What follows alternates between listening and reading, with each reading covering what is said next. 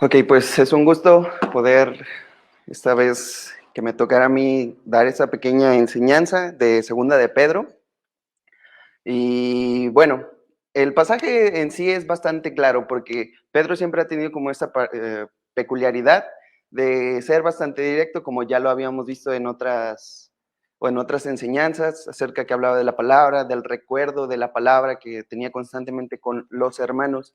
Y en este caso, pues es parecido, pero ahora enfocándose a los falsos profetas.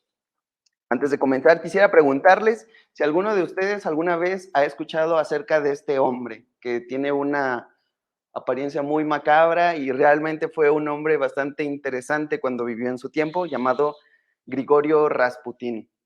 Yo creo que tal vez de alguna manera todos hemos escuchado de él. ¿Alguna vez no han escuchado la canción que dice Ra, Ra, Rasputin de, ¿cómo se llamaba este hombre? Bonnie M, Bonnie M, Bonnie M. Curiosamente, la canción de Ra, Ra, Rasputin, que muchas veces tal vez por ahí hemos escuchado, habla precisamente de este hombre, que para nosotros podríamos considerarlo como un falso profeta. En su tiempo fue considerado como un hombre súper extravagante, un monje loco y alguien que llevó precisamente a Rusia en una revolución al peor lugar posible. Así como una historia rápida para reconocer quién es Grigorio Rasputín. Eh, pues él fue un hombre de campo, analfabeta, no aprendió a leer ni a escribir más o menos como hasta los 18 años, pero curiosamente en su pueblo se ganó de manera mística las características de que era un sanador y era un vidente. Esto de alguna manera lo llevó a él por un camino muy loco espiritual.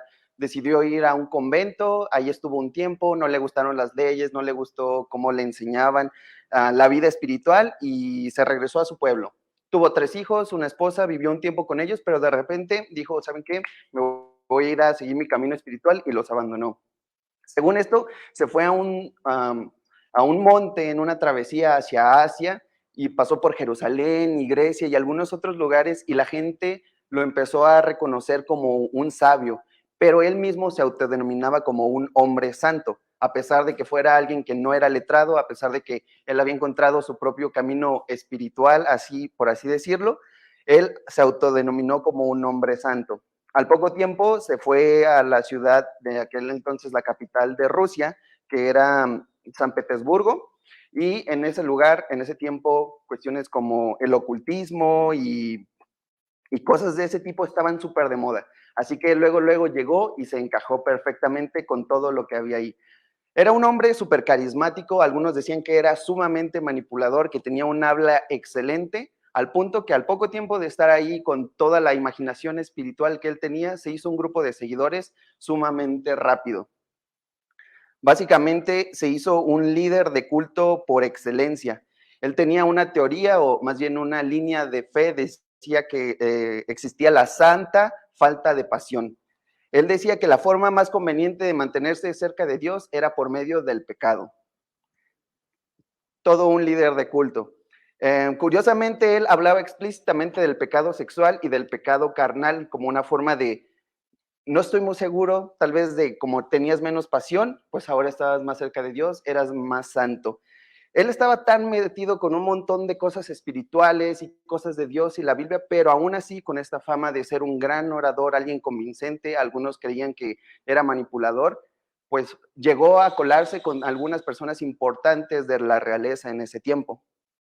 Por aquel entonces todavía habían emperadores en Rusia, de hecho fue el último emperador, el llamado el zar, San Nicolás II, tenía un hijo pequeño que tenía una enfermedad llamada hemofilia. La hemofilia es que no coagula bien la sangre y tienen derrames seguidos y se cortan, es muy difícil para ellos que les vuelva a cerrar la herida porque la sangre no coagula. En un momento tan desesperado para él y para su esposa, escucharon hablar de este hombre místico llamado Rasputín. Para ese tiempo él ya era conocido como Rasputín, se cambió el nombre, dejó de llamarse Grigorio y se llamó Rasputín entre los fieles que él tenía, por así decirlo. Curiosamente, él cuando llegó, se dice que con sus solas oraciones se curó el niño, dejó de tener ataques seguidos de hemorragias de sangre y ese tipo de cosas y les dijo, ¿saben qué? Dejen de darle toda la medicina que le están dando, simplemente déjenmelo a mí. Curiosamente, funcionó. El punto de desesperación de la mamá de este príncipe era tan grande que cuando vio que Rasputín salvó a su hijo, por así decirlo, se convirtió en su más fiel seguidora. Se dice que, bueno, se dicen muchas cosas que hubo entre relaciones de ellos dos, pero sí era muy notorio cómo la zarina, se le llama, la esposa del emperador en ese tiempo, decidió seguir a Rasputín de una manera muy fiel. Nuevamente con su carisma, su habla y por supuesto pues con todas las ideas raras que él tenía. Um, un tiempo después volvió a tener una recaída el príncipe, el hijo del zar principal, al punto que el niño le decía a su mamá, por favor, mátame, ya no quiero estar sufriendo. Los doctores y otros médicos solo le decían al niño que pues ya lo estaban preparando para su muerte. En esa desesperación, otra vez la emperatriz le habló a Rasputín y él le dijo, ¿sabes qué? Tu hijo se va a salvar. Místicamente el niño se volvió a salvar, así que había muchísima amistad entre los emperadores y este señor, este falso profeta, este falso maestro. El punto principal o el poder mayor que llegó a tener este hombre fue cuando en la Primera Guerra Mundial el emperador de Rusia tuvo que irse porque quería dirigir sus tropas, así que dejó a su esposa a cargo de la nación, pero atrás de la esposa siempre estuvo Rasputín, quitando, poniendo, haciendo lo que se le daba la gana. Se ganó tanto odio de otras personas, de políticos, de otras personas de la realeza, que el día que se dice de su muerte, entre tres personas del alto mando, primero intentaron envenenarlo. Pusieron en su vino y en sus pasteles un montón de veneno, pero no se murió. Al ver que no se moría, uno de los encargados sacó una pistola y le disparó 3 veces en el pecho y tampoco se murió. Bueno, eso dicen las historias. Después de eso salió y le volvieron a disparar y lo golpearon en el suelo y decían que todavía no se moría Rasputín. A ese punto de misticismo llegó su historia, que dijeron que tuvieron que darle un balazo en la cabeza, tirarlo a un río y ya después lo encontraron muerto.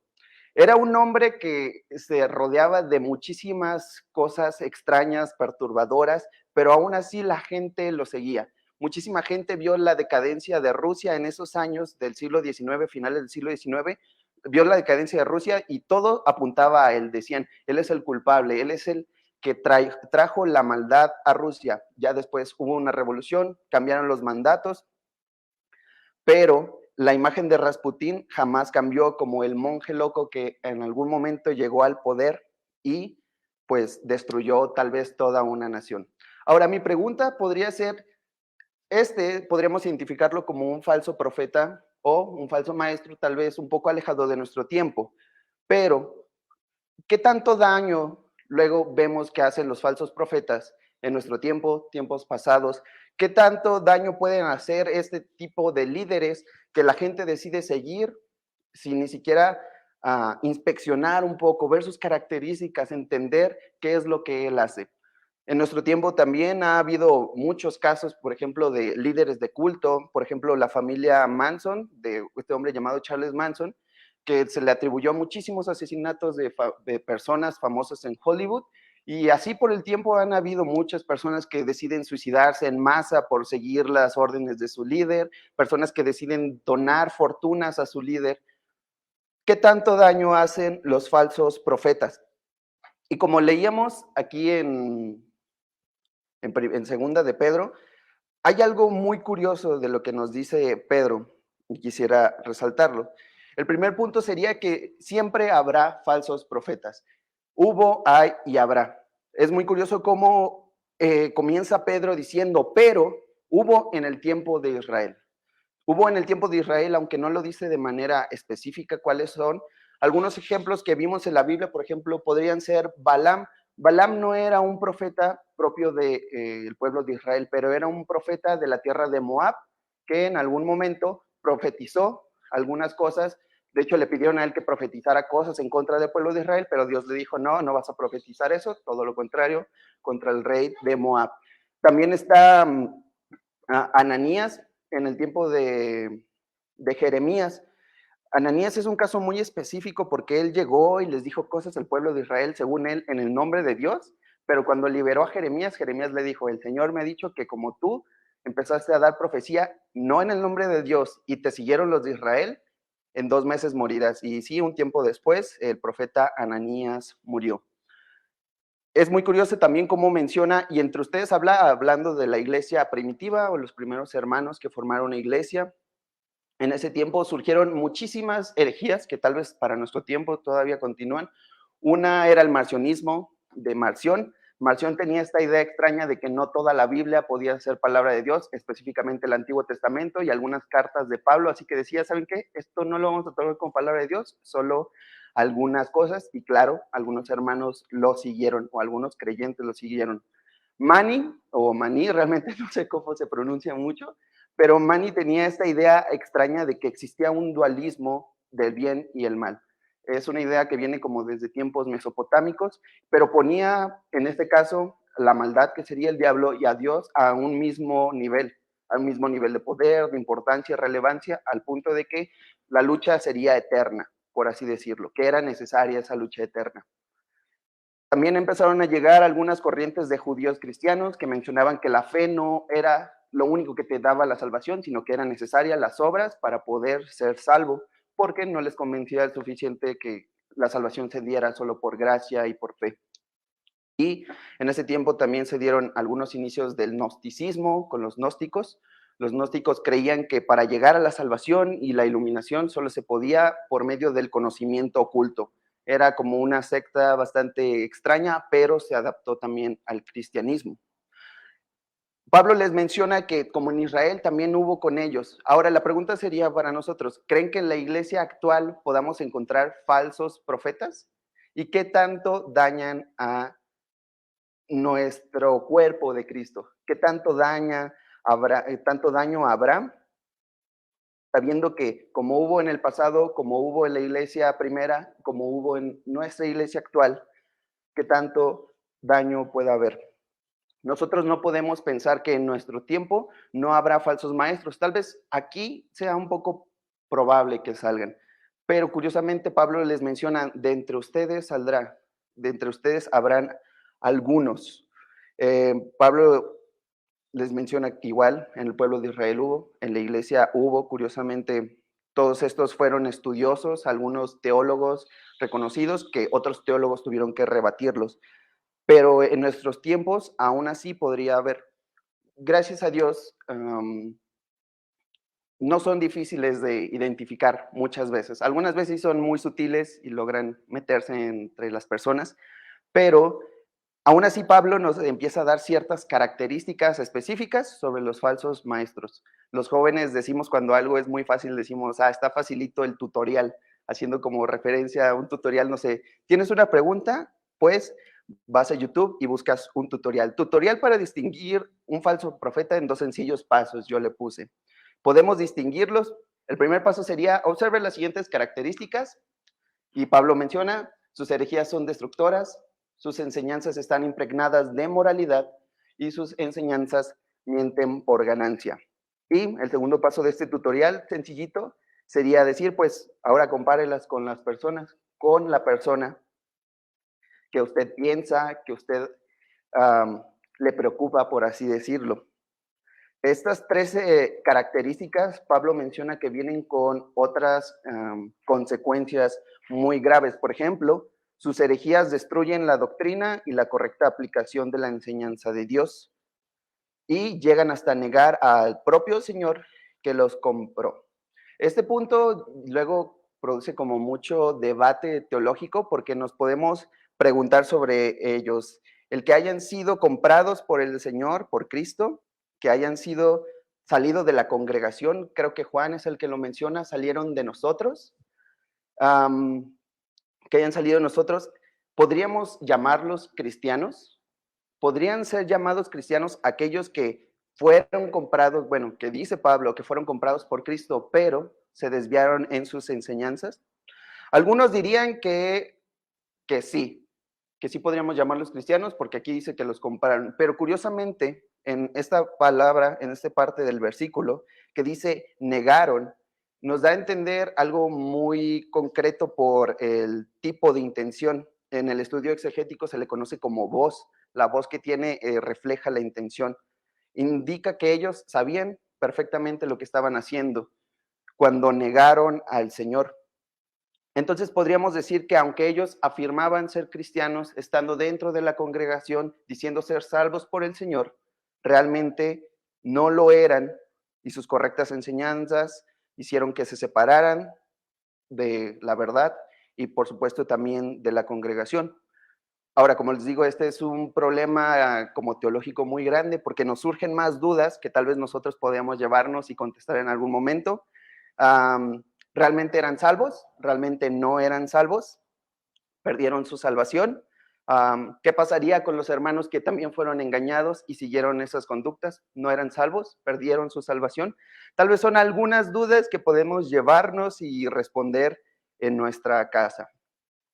Pero bueno, continuando como con las consecuencias, Pedro también habla acerca de las enseñanzas inmorales que ellos tenían, que están llenas de inmoralidad, y dice que serán seguidas por muchos hermanos. Él tal vez había visto de manera visual cómo alguna de las herejías antes mencionadas había arrastrado a muchísimos creyentes hacia desviarse de las enseñanzas correctas. Esto a su vez dice que traerá mala reputación a la imagen de la iglesia. La Nueva Traducción Viviente dice, se hablará mal del camino de la verdad. Consecuencias graves que muchas veces se han visto reflejadas, se vieron reflejadas en Israel, se vieron reflejadas en la iglesia primitiva y seguramente con los falsos profetas de nuestro tiempo se podrían ver reflejadas. Es curioso también cómo habla específicamente de la ganancia monetaria a través de la mentira. Obviamente se nos vienen como tal vez muchos grupos de cristianos actuales que van en esa dirección, los pastores de la prosperidad, por ejemplo, pero bueno, ahí Pedro habla que la consecuencia más grave es que a uno mismo le quiten el dinero y sale perdiendo la persona que decide seguirlos en ese sentido.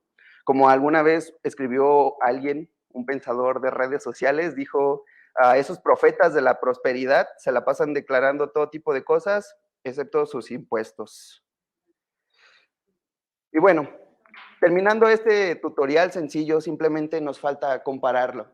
Creo que es parte de nuestra responsabilidad constantemente escudriñar no solo el mensaje de la persona, sino también a la persona, las características del mensaje, pero también de aquel que nos da el mensaje. Y de alguna forma es muy contrastante cómo Pablo empieza en el versículo 1 hablando de los falsos profetas cuando acababa de hablarles en el versículo, en el capítulo anterior, a ellos de la palabra profética más segura que existe.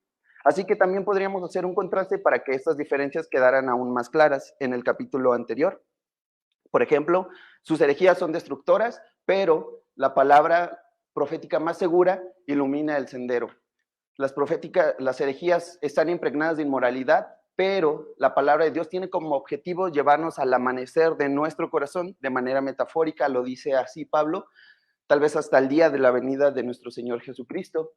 Y las herejías mienten por ganancia, al contrario de la palabra profética que él menciona en el capítulo anterior, es solamente dada por el Espíritu de Dios, dice que no está reservada a interpretación de hombres solamente, sino que es dada por el Espíritu de Dios.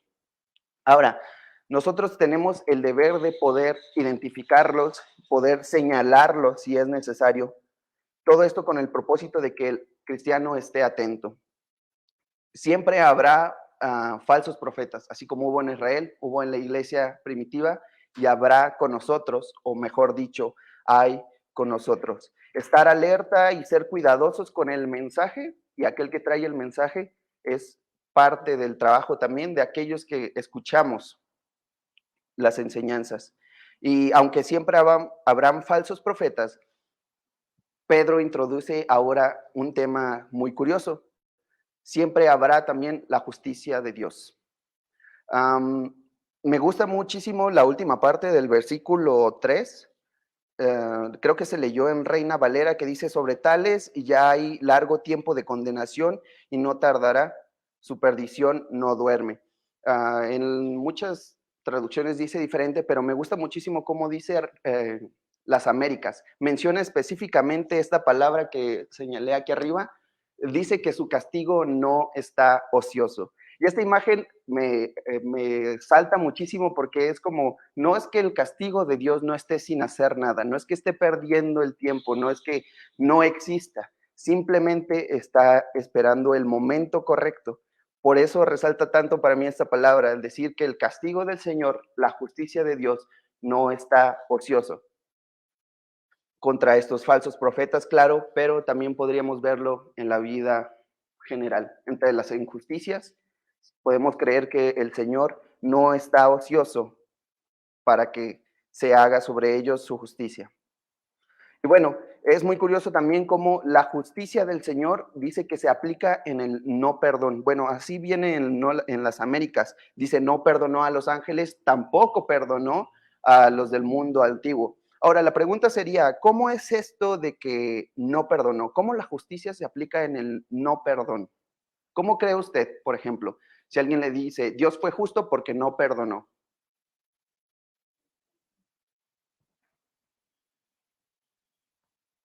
Justamente hoy leía el pecado de Acán. Decía, híjole, qué duro, ¿no? Fueron apedreados, quemados él y toda su familia. Y eso pensé hoy, híjole, Dios no los perdonó. Pero a eso, ese llegué finalmente yo de que Dios, tú eres justo. A mí me cuesta entenderlo ahora, pero sé que eres justo. Sí, Dios es justo, pero ¿cómo se aplicará en esta palabra, en el no perdón? Tal vez será una cuestión de acomodo de palabras, sintaxis puede ser, porque el no perdón, o pensemos en esto, ¿cómo se le puede otorgar a alguien perdón? Ahora de manera contraria, ¿cómo se le otorga a alguien perdón? ¿Cómo cuál es el proceso? ¿Qué factores tienen que venir? Precisamente, arrepentimiento. Tú no puedes perdonar o no puede haber perdón en una relación si la otra parte no está dispuesta a llegar a ese punto. Tú no puedes darle perdón a alguien que no se arrepiente directamente. Y eso es lo que pasa con estas tres ilustraciones que pone aquí Pedro. Ninguno de ellos llegó a arrepentirse. No hubo arrepentimiento, o los ángeles pues no buscaron el perdón de Dios. En el diluvio, en el mundo antiguo, no buscaron el perdón de Dios. En Sodoma y Gomorra tampoco hubo esa búsqueda. Es por eso que habla acerca Pedro de que el Señor les dio el castigo que ellos merecían, o el no perdón, porque ninguno de ellos buscó ese arrepentimiento. Y bueno, Pedro está poniendo como ejemplo estas tres imágenes que conocemos, historias, momentos o relatos históricos, para hablar precisamente de que siempre puede haber justicia del Señor, siempre habrá justicia. En el mundo antiguo, tiempos de Noé, en la caída de los ángeles, que tal vez no podríamos poner una fecha específica para eso, pero fue un momento histórico, tanto como en la caída de Sodoma y Gomorra. Esto unido a la idea de que el castigo de Dios no es algo ocioso, no es algo que simplemente está perdiendo el tiempo, nos hace o nos puede llegar a reconfortar mucho como creyentes. El pensar de que las injusticias del mundo, por ejemplo, que muchas veces se le cuestiona, Dios, ¿qué estás haciendo con el mundo? ¿Por qué dejas que viva así? Señor, ¿por qué a mí me pasan este tipo de situaciones en nuestra vida personal, en nuestra alma o en nuestro corazón? Podemos llegar a comprender o entender más claro de que Dios siempre ha sido justo y ante aquellos que son impíos, malvados y que han decidido negar, no sé, a Dios y sus leyes, pues cayó el castigo. No es que la justicia del Señor estuviera sin haciendo nada, no está ociosa la justicia del Señor. Y así como cayó sobre ellos, pues también caerá sobre los falsos profetas, es lo que está queriendo decir Pedro. Ahora, la justicia de Dios se aplica a todo lo que nos rodea, nuestra vida. Así que podemos recordar constantemente que no está ocioso la justicia del Señor y siempre habrá justicia del Señor. Ahora, la justicia de Dios también nos pone ahí de ejemplo, se aplicó con el cuidado. Específicamente habla de Lot que vivía en Sodoma y Gomorra, pero que Dios lo perdonó. Y curiosamente habla de Lot como un hombre justo. Y ahí nos empieza a dar algunas características de Lot. Un hombre que se sentía abrumado, no solo por lo que veía, sino también por lo que oía. Un hombre que su alma aborrecía lo que pasaba a su alrededor. Alguien que constantemente se encontraba mortificado por la maldad de su alrededor. Y por eso Dios o la Biblia habla de Lot como un hombre justo. alguien sobre quien la justicia de Dios también se aplicó, pero teniendo cuidado de él. Esto me recordó muchísimo a la predicación que vimos de David, no me acuerdo bien qué salmo era, pero que decía que nosotros teníamos esa libertad de ir al Señor y pedir la retribución divina que Él había prometido. Si nosotros así pudiéramos cumplir también, si fuéramos llamados justos ante el Señor, podríamos tener el cuidado de la justicia del Señor. La justicia del Señor se venía en nuestra vida con cuidado. ¿Y saben qué? Curiosamente, la Biblia nos dice que todos aquellos que han sido salvados por la sangre de Cristo, lavados, son vistos justos delante del Señor. Es por eso que nosotros también podemos recordar que siempre habrá justicia del Señor. Siempre habrá justicia del Señor para el impío, pero siempre habrá justicia del Señor para todo aquel que es llamado por Él mismo justo, sus hijos como nosotros. Ante la iniquidad y la maldad, el Señor será justo. Ante sus hijos que Él ha justificado, también será justo. Nosotros podemos ir a esa retribución divina que ya hemos visto que está a nuestro acceso. Ahora, aunque haya sido una enseñanza algo corta, viene la pregunta. Hace poquito estábamos con Facundo y él nos decía esta palabra, ¿qué fue lo que nos hizo clic? Esta idea. ¿Qué hemos aprendido hoy o qué es ese algo que nos ha hecho clic?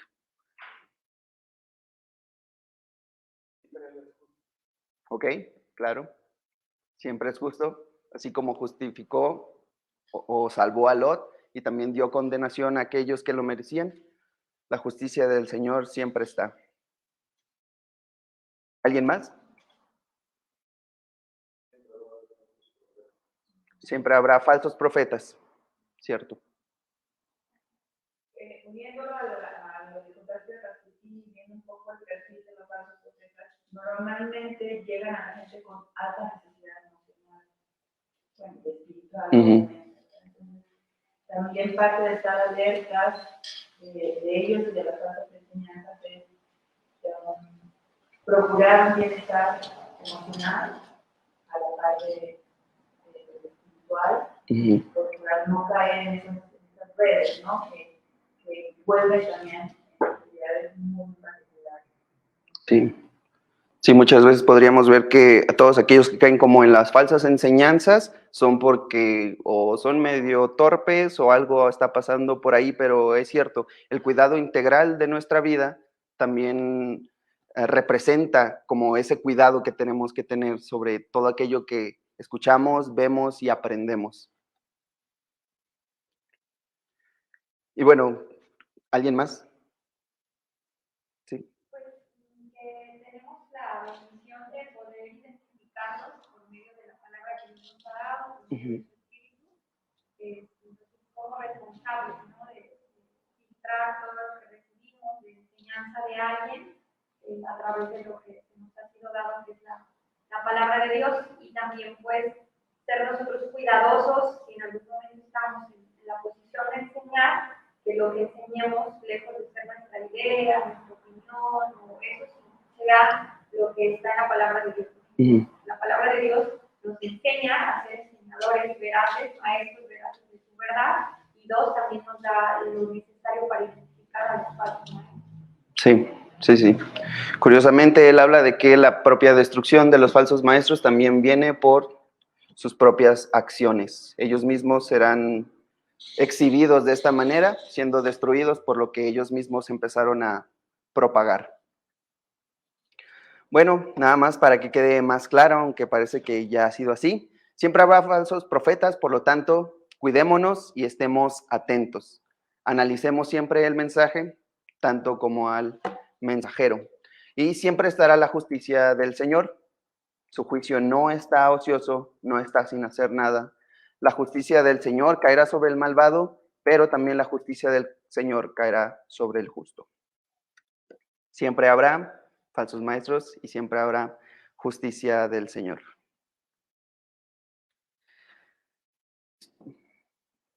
¿Qué le parece si oramos? Te damos muchas gracias, Padre, porque sabemos que en tu misericordia nos guías, nos enseñas, nos das pues lo que conocemos como la sana doctrina, Señor, aquello que es correcto de acuerdo a lo que tú esperas de tus hijos, de las enseñanzas. Y pues te pedimos, Señor, que nos des atención, nos des ese sentido propio sobre aquello que aprendemos, sobre aquello que aplicamos en nuestra vida, Señor. Líbranos de la maldad, como dice tu palabra, líbranos de esas falsas enseñanzas, no nos permitas caer en engaños, Señor. Y constantemente también ayúdanos a apoyar a nuestros hermanos. Ayúdanos a velar por todos aquellos que en algún momento se han dejado desviar por falsas enseñanzas, Señor. Danos las palabras correctas para poder animarlos, para poder guiarlos y demostrar el amor que tú nos has dado. Te damos muchas gracias por este domingo y